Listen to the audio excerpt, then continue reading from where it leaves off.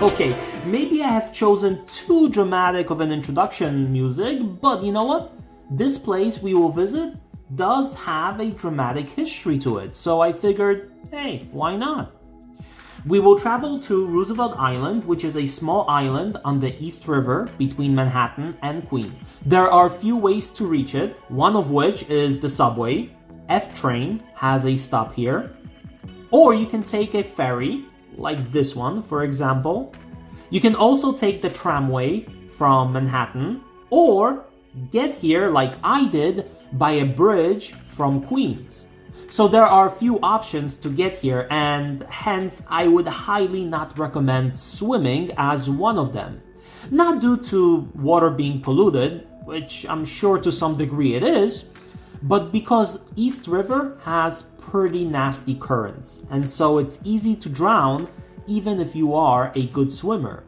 You know, this place really has a soft spot in my heart. And it's not because I lived on it or had some sort of special great memories while visiting it, but because I won first place in 7th grade elementary school science fair for it. Yep, boom! Right here to prove it, my ribbon. You see, kids, keep these things from school. You never know 20 years from now that you'll be able to brag about it on YouTube. My memory is essentially a little fuzzy on this, but I think my project was demonstrating the dangers of an earthquake hitting Roosevelt Island and the people who lived on it. Yeah, other kids mixed baking soda and vinegar to create volcanoes. I, on the other hand, had this twisted idea.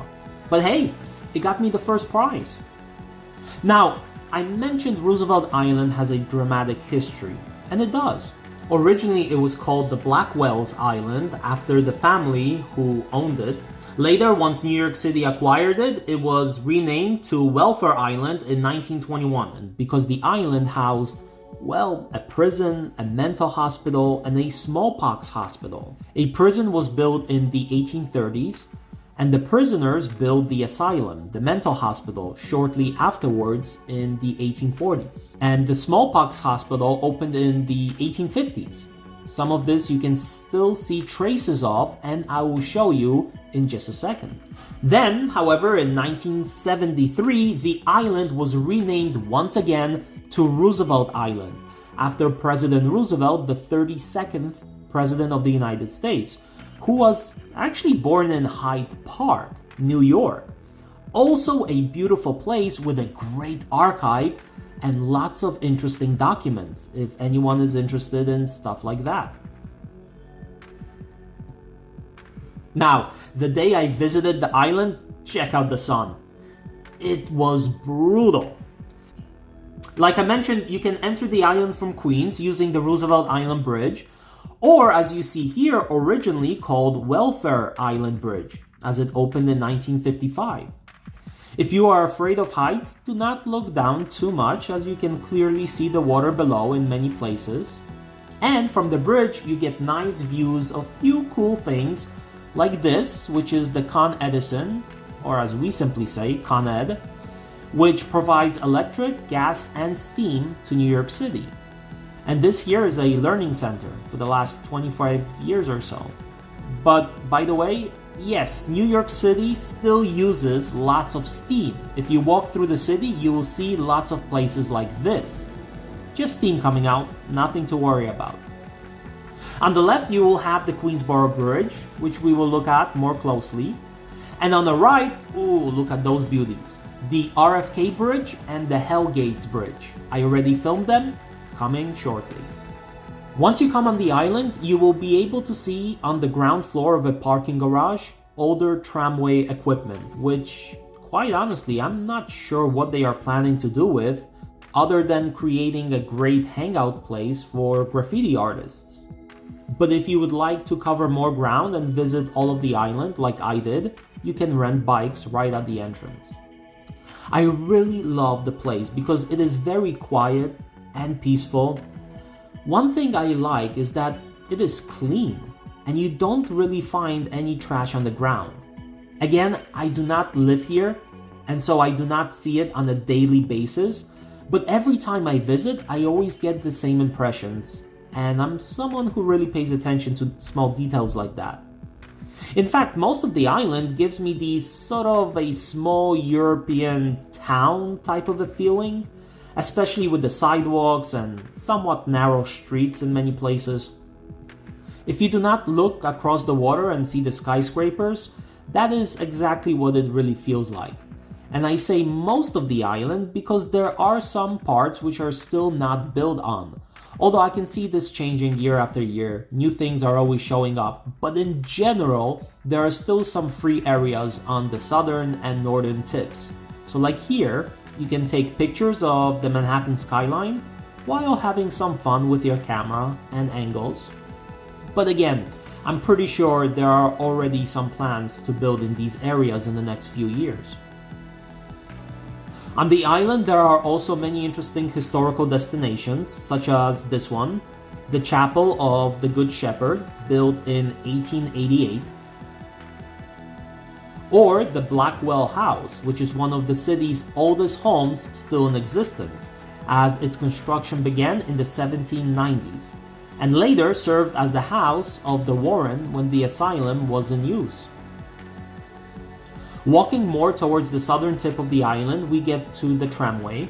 This opened in 1976, and if you are wondering how the ride is on this majestic metallic bird, I got you covered. The cost is the same as if taking the subway or a bus, and you get to see great views of the Queensboro Bridge and Manhattan.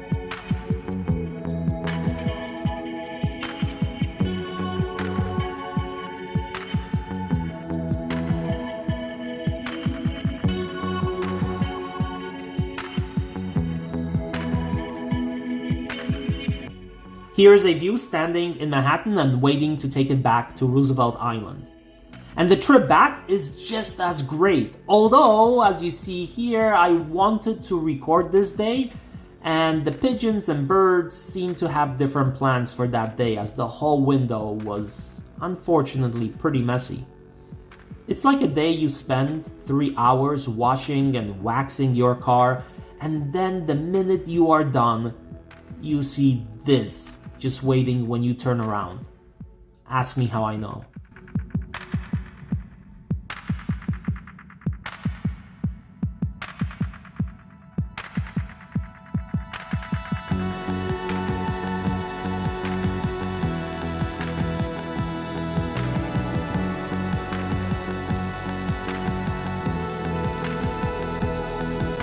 And then next to it is the Queensboro Bridge. Well, in 2011, it was renamed the Ed Koch Bridge, after a former mayor of New York City who was in office from the late 70s throughout the 1980s. But as you can hear, I am not calling it that. Not that I have anything personal against the name change, but I grew up with Queensboro Bridge, or many people call it 59th Street Bridge. I personally never heard anyone refer to it other than Queensboro Bridge or the 59th Street Bridge, other than officially on TV, or I guess someone born in the 2000s would be more comfortable doing so. But if you stop me on the street and ask me how to get to the Koch Bridge, it would probably take me 2 or 3 seconds before my brain would process what you are saying. And it actually also reminds me a few years back, I was walking in Brooklyn and a tourist from Britain approached me and asked me, where is the underground? Now, of course I knew she meant the subway, but why would you waste an opportunity to mess with somebody like this? So I looked back at her pretty confused, and I said that I left my shovel at home, but if she could get one from a store, it would be right below us, just a few feet down. Of course, at the end, after giving proper instructions, I went my way feeling very proud of myself. She probably left thinking, weird. But anyway, beautiful bridge. It has 2 levels, the upper and lower decks. It opened in 1909, and it cost the lives of 50 workers and about $20 million. So I looked it up in today's money, which would be about $700 million. Until the 1950s, there was a trolley that would drop off passengers on the lower level above Roosevelt Island, and they could have taken an elevator to the island itself. Currently, I kind of have a love-hate relationship with it because, well, I love the bridge and I use it few times a month, but the upper deck is being renovated and modernized, and so that means non-stop traffic. Past the bridge, we enter the South Point Park, where we have the Strecker Memorial Laboratory, built in 1892, where pathological work was conducted along with the study of bacteria. Behind it is an animal adoption place if anyone is interested. But I see some suspects for that dirty window on the tram earlier. And here we also have the Smallpox Hospital, which was New York City's first hospital dedicated to treating smallpox. It might have even been the first in America with such a purpose, although I would have to look this one up. It opened in 1856, built by the manpower of the prisoners of the island, and the architect was James Renwick Jr., who is known for many other projects, such as the St. Patrick's Cathedral in New York City. In the 1880s, it was converted to a nursing school, and shortly afterwards, it was enlarged with the addition of the wings on both sides. Since the 1950s, it is abandoned. And we get to the Four Freedoms State Park, almost on the tip of the island itself. Four Freedoms was a speech President Roosevelt gave in 1941 before America entered World War II. In it, he called for the freedom of speech and worship, as well as freedom from want and fear. Hence, the Four Freedoms Park. And all the way on the edge, you get to see what's called the Room, the image of President Roosevelt himself. And here is the tip of the island. Look at those birds, just chilling on the rock, enjoying the city. And you know what? I am not surprised. It is here that you really get to experience great views. On the left, you have Queens and Long Island City, which I previously covered on the channel.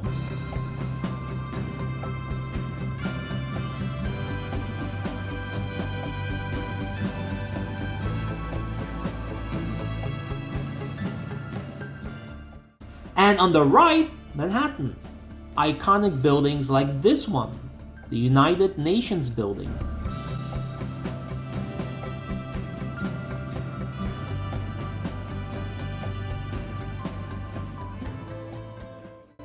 Or this one, Citigroup Tower. Beautiful scenery and a definite stop for anyone visiting New York City.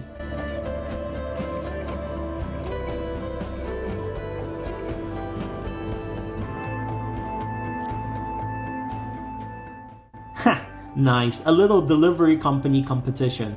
I wonder if FedEx and UPS drivers get here at the same time.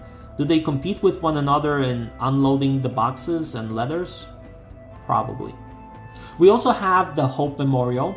President Roosevelt had polio and was paralyzed from the waist down, something that he was able to overcome to become a public figure and the president. However, being in office during the Great Depression and World War II, and at that time, he was not comfortable in public with his disability and did his best to cover it up, a fascinating history of its own. Not far away is the Visitor Center, a small little building completed around the same time as the Queensboro Bridge. Now we will walk to the other tip of the island and you can enjoy looking at Manhattan across the river, or just enjoy your walk here on the island.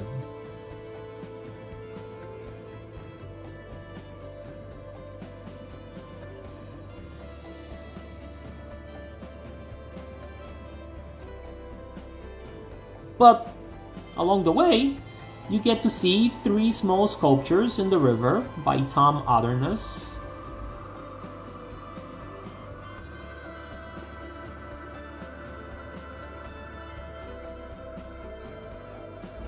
And a fun little bow of a boat, observation platform sort of a thing.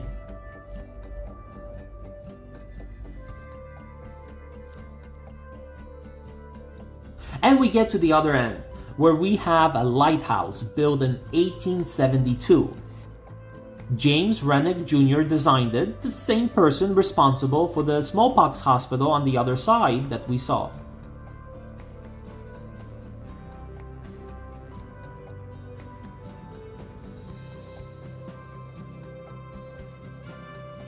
By it, there is a rather recent addition, a monument dedicated to Nellie Bly, who was an investigative journalist faking her insanity to get admitted to the asylum here on the island in order to expose the inhumane conditions at that time. And finally, on our way back, we passed the Octagon Tower, built in the 1830s. This was the administrative center for the mental asylum. Well, I hope you enjoyed this walk with me on the island, and like always, if you feel these videos are worth your time, please subscribe and stay safe till next time.